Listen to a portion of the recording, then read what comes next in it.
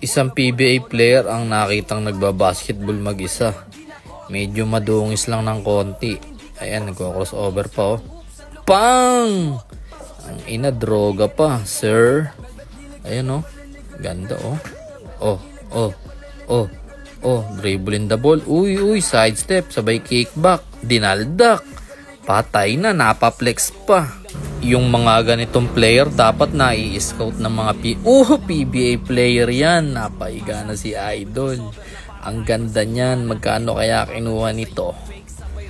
5K kaya? Free throw. Libre. Dribble agad oh. Na-rebound niya siguro. 360 par napaplex. Ganda niyan.